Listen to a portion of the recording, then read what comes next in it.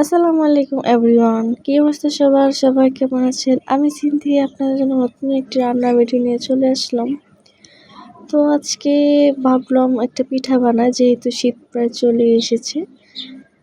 তো পিঠা বানানোর জন্য আমি আজকে প্রথমে দুধ নিয়েছি প্রায় 1 লিটারের মতো। তো দুধটাকে ঘন করে এক সাইডে জাল করে নিয়েছিলাম, আরেক সাইডে আটা গুলোর জন্য যে রুটি বানানো হয় ঠিক সেম ভাবে রুটির মতোই আমি আটা গুলাচ্ছি দুধের মধ্যে।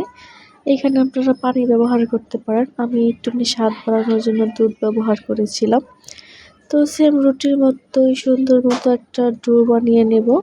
এইখানে যে দেখতে পাচ্ছেন একদম রুটির মতো, যেভাবে রুটি বানানোর জন্য ডো মতানো হয় ওই রকম ভাবেই। তো এই যে এখানে আমি সবটুকু পাতিল থেকে ঢেলে নিয়েছিলাম একটু ঠান্ডা হওয়ার জন্য, যেহেতু এখন খুবই গরম এটা। তো এটার মধ্যে প্রথমে আমি 2টা ডিম ভেঙে দিয়ে তারপর এটাকে ভালো করে মিক্স করে নেব। তো এই তো 2টা ডিম ভেঙে নিয়েছিলাম, এই 2টা ডিম দিয়েই এখন এটাকে ভালোভাবে মিক্স করে নেব। পানির মধ্যে মানে দুধের মধ্যে কিন্তু আমি একটু লবণ দিয়ে দিয়েছিলাম, যেভাবে রুটি বানানো হয় সেম ওই রকমই। তো এখানে আর কিছু মিক্স করব না, এটা খুব ভালোভাবে একটা মিক্স করে মথে নেব। গ্রামের দিকে তো শীত প্রায় অনেক হয়ে গেছে, আর এদিকে প্রায় মিডিয়াম শীত তেমন একটা নেই। তো আমি এটা আটা দিয়ে তৈরি করছি। তো এই তো দেখতে পাচ্ছেন খুবই সুন্দর স্মুথভাবে ভালোভাবে মথে নিয়েছি এটা আমি। মাঝখানে বলে রাখি, আমার ভিডিওগুলো আপনারা কে কোন জায়গা থেকে দেখছেন অবশ্যই জানাবেন, আর ভিডিওগুলো ভালো লাগে থাকলে অবশ্যই সাবস্ক্রাইব করে থাকবেন, ফলো দিয়ে রাখবেন যে এখান থেকে দেখুন না কেন। এই তো দেখছেন আমি ভালোভাবে এটাকে মথে নিয়েছিলাম, খুবই নরম একটা ডো হয়েছে। তো পরিমাণ মতো লেচি কেটে নিয়েছি আমি সবগুলো একদম, যাতে খুব সহজে বানানো যায়। ছোট ছোট করে কেটে নিয়েছি এক একটা পিঠা তৈরি করার জন্য। তো এই যে দেখুন আমি প্রায় অনেকগুলো একসাথে বানিয়ে নিয়েছি, তারপর এটার উপরে আবার একটু খাঁজ কাটা ডিজাইন করব।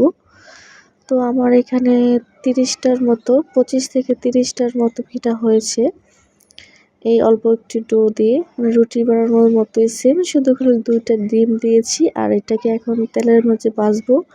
এটা বিস্কুট হিসাবে খাওয়া যাবে যদি একটু চিনি দিয়ে তারপর এটাকে ভালোভাবে তেলে ভাজা হয়।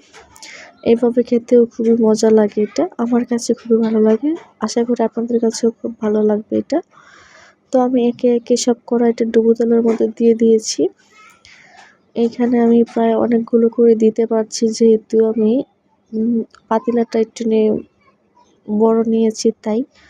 তো একসাথে সবগুলো ভালোভাবে ভেজে নিয়েছি, এই পিঠ ওই পিঠ উল্টে পাল্টে দিচ্ছি যতক্ষণ না পর্যন্ত একটু লালচে ভাব চলে আসে। তো এটা ভাজতে থাকুক, অন্যদিকে আমি চুলার মধ্যে ভালোভাবে দুধটাও জাল করে নিচ্ছিলাম।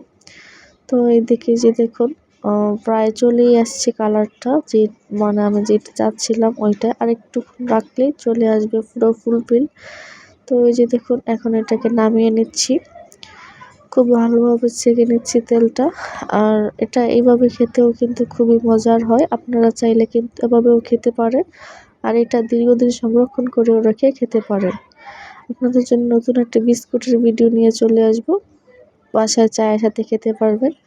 আর এই তো আমি দুধ এইখানে দিয়ে দিচ্ছিলাম, দুধের মধ্যে চিনি দিয়ে দিয়েছি পরিমাণ মতো, এগুলো না দেখাই।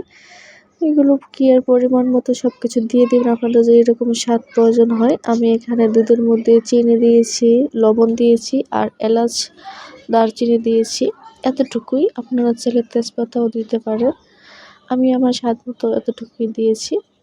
যখন দুধটা একটু বলক চলে আসবে তখন এটার মধ্যে ভেজে রাখা একে একে পিঠাগুলো দিয়ে দেব। তারপর এই তো আমি এখানে বলক আসছে আর আমি সবগুলো পিঠা একসাথে দিয়ে দিচ্ছি এখানে।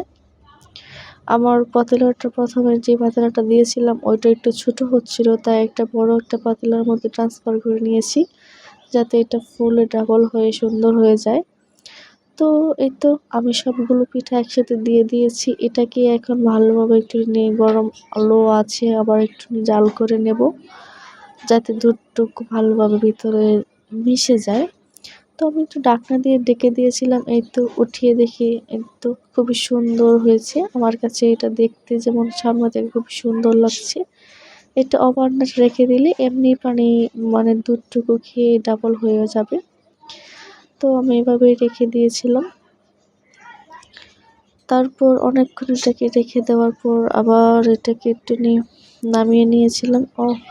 অনেকক্ষণ জাল দিয়েছিলাম, ওইটার মাঝে চলে আসছে ক্লিপটা। তারপরে তো নামিয়ে নিলাম। দেখুন কতটা নরম সফট হয়েছে। এটাও কিন্তু চুলা থেকে নামানোর 1 ঘন্টা পরেই আমি টেস্ট করে দেখছিলাম। সবাই ভালো থাকবেন।